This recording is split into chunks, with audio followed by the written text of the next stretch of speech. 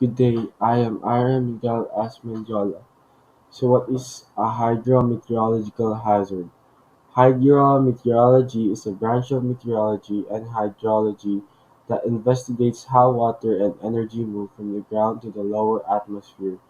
Any source that can cause injury or damage to individuals' property or the environment is considered a hazard. It is a process or phenomenon of atmospheric, hydrological, or oceanographic nature that may cause of life, injury, or other health impacts, property damage, loss of livelihoods, and tropical cyclones such as typhoons and hurricanes, thunderstorms, hailstorms, tornadoes, blizzards, heavy snowfall, avalanches, coastal storm surges, floods such as flash flood, drought, heat waves, and cold spells. I am Yuko Misaka and I will talk about the preparations when this hazard happens. Precautionary precautions for hydrometeorological threats should always be taken. Knowing what to do can mean the difference between surviving a calamity and getting yourself into serious trouble. First, check your supplies. Be sure to have necessities such as whistles, clothes, blankets, first aid kits, flashlights, batteries, radios. Charge up emergency lights, electronic communication devices such as cell phones and power banks because there is a high probability of power outages due to strong winds and heavy rainfall. Second, emergency stock of food and water. Make sure you have an adequate supply of non-perishable food and clean water at home. Third, check your house and surroundings. If you live in a place that is in the path of a cyclone or monsoon, close all doors and windows. Check to see if there is a need to fix roofs, ceilings, doors, and windows. Check your drainage system at home. An efficient drainage system will lessen the chance of flooding and leaks. Fourth, secure important documents. Make sure your documents such as insurance cards, IDs, and other pertinent information are placed in a secured waterproof container. Fifth, set up an out-of-town contact. It is important to have an out-of-state friend or family as a contact so they can check on your whereabouts. Sixth, review your emergency plan. Go over your plan with everyone in your household and make sure everyone knows about the safest location in the house. Seventh, figure out your evacuation route.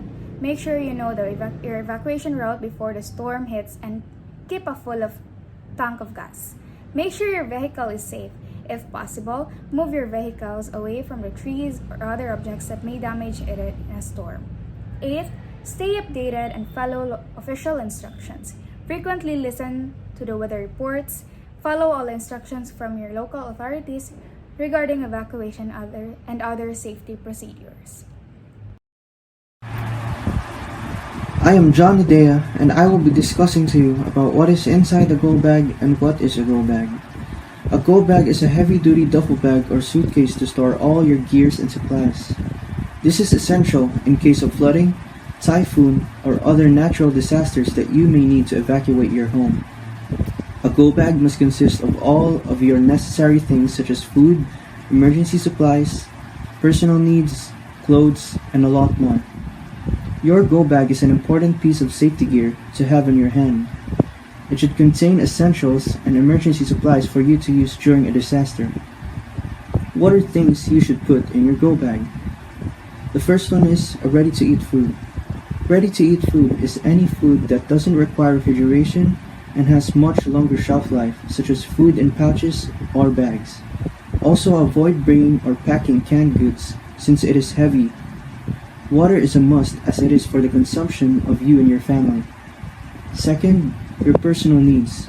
This includes eyeglasses, contact solution, hygiene supplies, and prescription, and over-the-counter medicines that are taken regularly. If you have a young child, include diapers, baby food, and formula. You can also include a blanket or pillow for comfort. Third, clothes that are clean and sturdy should also be included, such as a jacket, a fresh change of clothes, socks, and a sturdy closed-toe shoes. Fourth, safety supplies. A go bag should include a first aid kit, flashlight, extra batteries, matches in a waterproof container, and a whistle. It also may be helpful to have a strong tape, plastic sheeting, and a few tools. A map with evacuation routes highlighted also will be helpful. Fifth, communication tools. Communication tools are also important as the power may be out, so a battery operated or hand cranked radio is essential. Two-way radios also will be helpful. Pack phone cords and chargers to use once power is restored. Lastly, and one of the most important ones, paperwork and extra cash.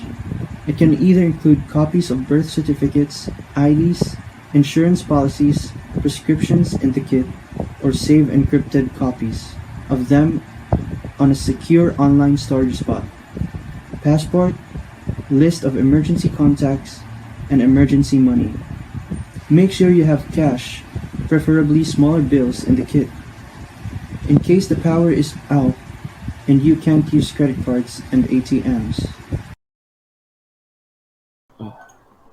For this one-story floor example, red arrows indicate the easiest evacuation ways in the house regarding where you are recently located. There are only two exit points of this example, and it is at the back of the house or the kitchen area, and the main door, which is the entrance. Everyone located at the dining or the kitchen area will exit at the back door, and anyone in the living room or any bedrooms can exit at the main door. Everyone will exit the area of the house using gates as the arrows indicate on the evacuation plan. For a two-story house, there will be two separate evacuation plans for each. For the ground floor, it is more similar to the one-story house evacuation plan, but everyone located on the stairs will have to exit at the main door of the house. Everyone located at the bedroom 2, kitchen, and T and B will have to evacuate using back door or the door near the kitchen. Everyone in the dining and living area, depending on what door they are near, will exit towards the patio and evacuate on the same gate that the arrow indicates towards. One located in the laundry area will have to immediately evacuate toward the gate to get outside of the house. On the second floor, everyone located here will never use the stairs to avoid stampedes or a worse accident like falling from the stairs. Instead, everyone in bedroom 3 and 4, family hall, and A, T, and P nearby will have to evacuate using the ladder located at the balcony 2. Everyone in the walk-in closet and the master bedroom will have to exit using the second escape ladder located at the balcony 1, which is actually nearby the master's bedroom. And from those escape ladders, they will proceed towards the gate, which is also the same as the ground floor evacuation plan. Red arrows are there to indicate the easiest and safest way towards the outside of the house. I am John Kurt Gonzalez Oclarit. What should you do when a tropical cyclone or monsoon occurs? Before this happens, you should prepare your go bag. Close all windows and doors. Check drainage system and roof, ceilings, doors, and windows. Charge all electrical lights, devices, and power banks. Listen to weather reports and identify a safe area for evacuation. This will keep you aware and ready before the hazard happens. Next one is during the hazard. Always monitor weather reports, stay indoors as much as possible and evacuate when necessary, and bring your emergency supply kit. After the hazard happens, check the house if it has any damage. Check gas, water, and electrical lines, and wear protective gears when cleaning. After the hazard happens, if you are in an evacuation area, wait for the authorities to announce that it is now safe to go back to your homes. Next one is what should you do when a flood occurs? Before, create a family disaster plan. Monitor weather reports, identify safe place for evacuation. If flash flood warning is issued in your area, evacuate to a safe place and prepare your go bag.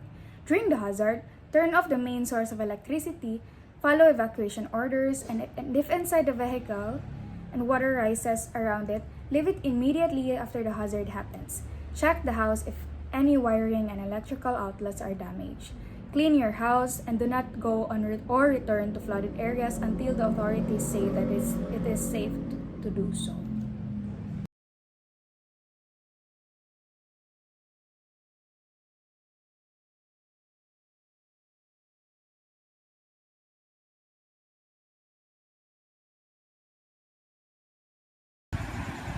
When a hazard will happen or occur, you and your family shouldn't panic. Panicking will not save you and your family. Instead, it will lead you to a disaster. Don't go near to objects or furniture that might fall. Don't use wet appliances or any electronic appliances after the food subsides.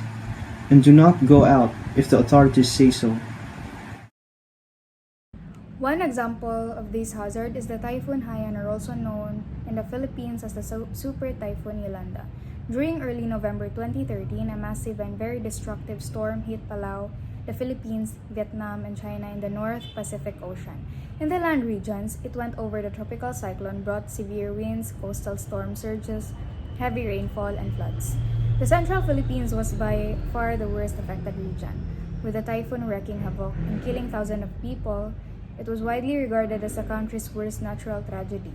Haiyan was one of the most powerful tropical cyclone ever recorded, if not the most powerful, to reach land with maximum sustained winds of 195 miles or 314 kilometers per hour at landfall. On November 8, Haiyan made landfall in the Philippines at 4:40 a.m. local time in the city of Guian on the island of Samar. At that period, the storm's air pressure was 895 millibars, which is the lowest value, and Haiyan's maximum sustained winds were 195 miles or 314 kilometers per hour, the greatest wind speed ever recorded at landfall, with winds over 185 miles or 298 kilometers per hour. Haiyan has struck the city of Tacloban on the island of Leyte around 8 a.m. at local time. The storm swept through northern Leyte after that. By early afternoon of November 8, its eye had centered over northern Panay after reaching the northern point of Cebu and then Bantayan Island, and its maximum sustained winds has decreased somewhat to 165 miles or 265 kilometers per hour. The Typhoon Yolanda has made people's lives different, from losing their loved ones, losing their houses, losing their source of income, and a lot more. But despite those hard times, they were able to stand again and recover. Makikita po natin talagang direct hit po ng napakalakas na ulan dito po sa Visayas. Mag-ingat po ang lahat ng tatamaan po ng napakalakas na bagyong ito.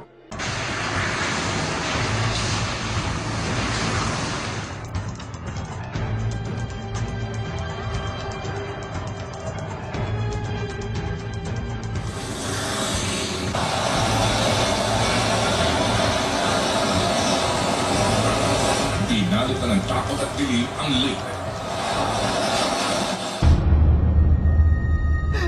Mama!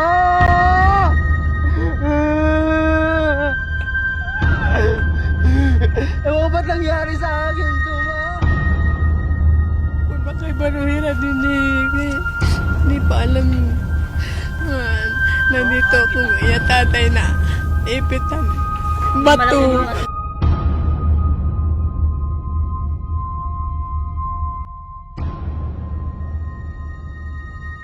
4 na oras pagkatapos ng bagyo, nakapasok na ang 3 nating C-130 na may dalang ayuda. Sa ikalawang araw, dumating na ang Rapid Health Assessment Teams ng DOH. Ang dagdag na sundalo, pulis at BFP personnel mula sa ibang probinsya. Everybody there were frustrated. They saw, if you can muster up on Sunday thousands of military personnel, including PNP, for the security of the President, bakit hindi naman kami nabigyan kahit konti para na-secure naman namin yung syudad? And he answered me and told me that you have to remember, we have to be very careful because you are a Romualdez and the President is an Aquino. Hindi kami namatay sa bagyo. Dito kami mamatay sa gutom. Kahit yung tuna siguro, hindi nakakain kasi panis na eh. Kinain namin, pati yung mga anak ko, kumain din. The 7,527 food packs that God spoiled. Wala na kami tanghalian ngayon, ma'am. At saka mamaya, wala na kaming kiraan, walang tubig.